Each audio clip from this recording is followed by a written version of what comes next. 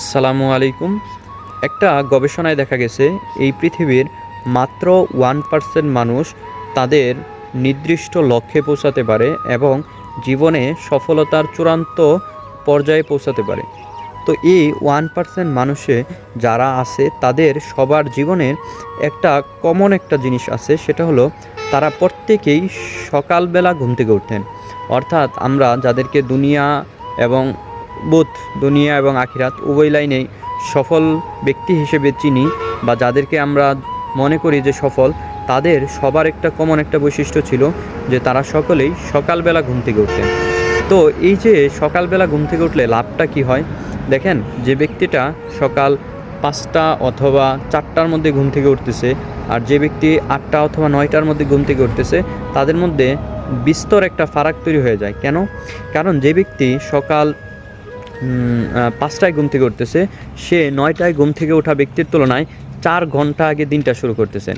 এবং সকালবেলার পরিবেশটা এতটাই কাল্ম এবং এতটাই সুন্দর থাকে যে এই সময়ে আপনার ডিস্ট্রাকশন খুবই কম থাকে। আপনার মোবাইলে কোনো মেসেজ আসতেছে না, কোনো নোটিফিকেশন আসতেছে না।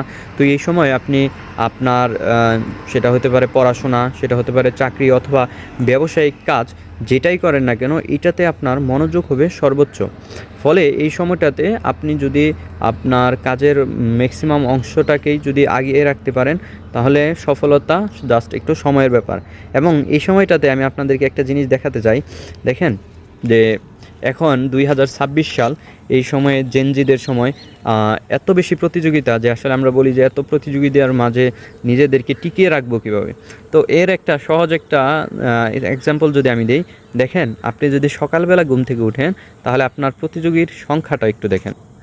দেখেন পুরা রাস্তা ফাঁকা, অর্থাৎ এর চারপাশে পুরো রাস্তা জুড়ে কেউ নাই। তার মানে আপনার প্রতিযোগী শুধুমাত্র এখন আপনি একাই।